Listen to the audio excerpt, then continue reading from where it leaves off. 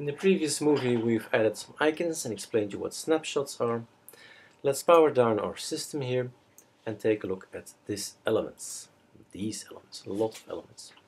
So we went into one of these here to tell them that they shouldn't take the super drive, but should take an ISO instead of the other one. So we're gonna say that he should not take that one, but should take the super drive again. So I got rid of the ISO. Let's go over it. So Windows 10, we can tell what it is. If we made a mistake, we can change it here. We can make a note, testing environment or virus testing or I don't know what. No? Start automatically when VMware Fusion launches. If you run this little program, which I can put permanently in my dock as of now, then when I say OK, you can start it together. When I click on that icon, it starts Windows 10. Clean up virtual machine, that's something we can do. Sharing. You can enable shared folders, meaning that we can write, Windows can directly access documents and files on your Mac in the following locations. So you can say everything on the desktop, on the documents, you can see or not see. We should install VMware machine tools. It's the same on Linux. You also have to install the VMware tools installed. So let's add some stuff. Picture is always interesting, and the rest is empty. Show all. Do we have to add here something else? A plus? Yes, we can add more folders if you want to. Okay. Default applications. Open your Mac files and web links using Windows applications. For example, open Word documents using Microsoft Office. We can configure it if we are on Mac, what to do when open mail with this or that, or etc. etc. Okay. Open your Windows files and web links using Mac applications, the other way around. Clicking on something and then open it in the Mac. And run Windows applications from your Mac's application folders. Enables launching of Windows applications directly from the Mac application folder. So it's all about running what to start when clicking on a file. Application menu. Add items to the application menu. Select an item to add. Well, nothing there. I should maybe add a device, and then maybe I can add some stuff. But no, I don't think this is. It's not clear what this should do. Keyboard and mouse, Mac profile, profile default of Windows 8 profile. Okay. Processors and memory. I have 2 processor cores, and I've given 1 to the system, and I have 4 gigabytes, and I've given 1000 megabytes to my Windows system. The display is accelerated, and that's recommended. Full resolution for Retina display. We can use this. And we can have all kinds of elements to change our display. This is normally good as it is. You're sharing the network adapter from Mac, and then the hard drive disk. We can't change here anything while we made a snapshot. So if we delete the snapshots, then we can make it bigger again, but 60 gigabyte will be sufficient. This we've seen. Sound card is just the same thing, system default. The echo cancellation will be probably something to do with Skype, for instance.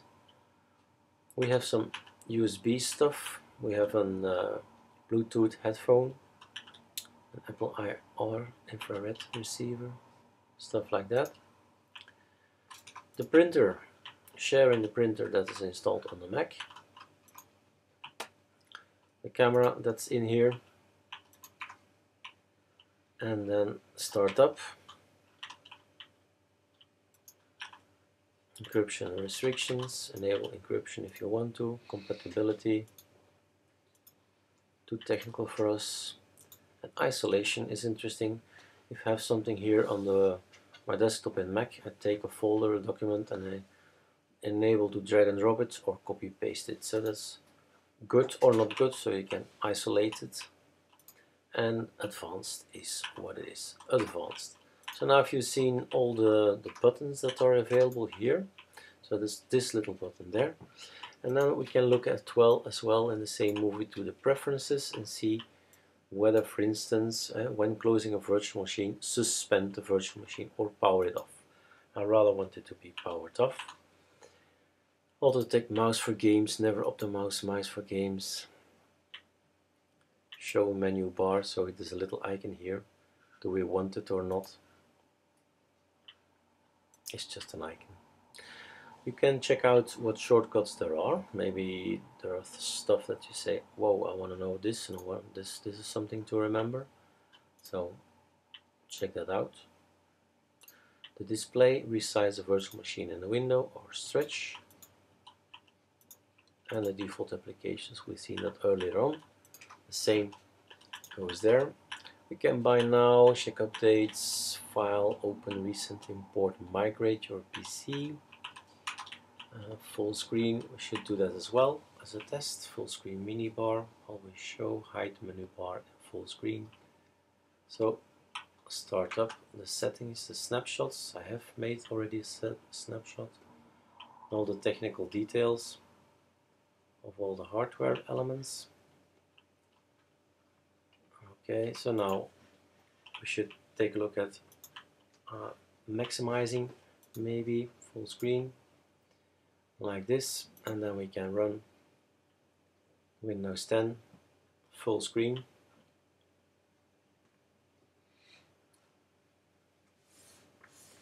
Moving your cursor to the top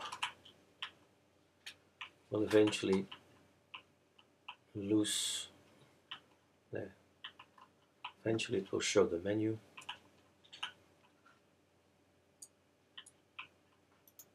There you are. It's quite large. I suppose we can fix that.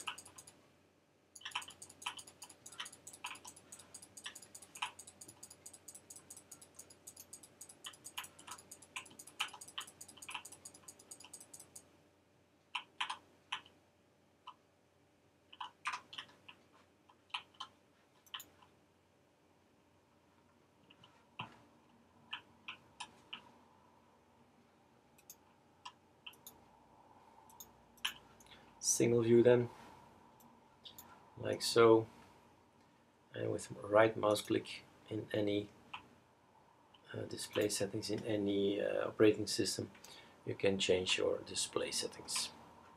Advanced, I suppose, and then let's take something. I really don't know. I'll try this one.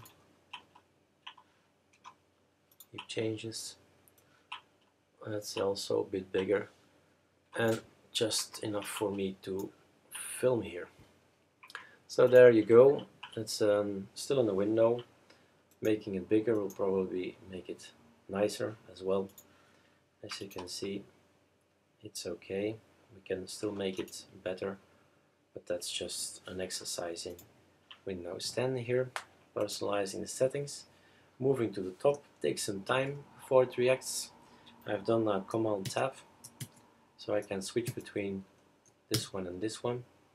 Maybe a better way, faster way to switch to get in the top here. Pressing Escape will do the trick as well, or you try to learn here the shortcut, which is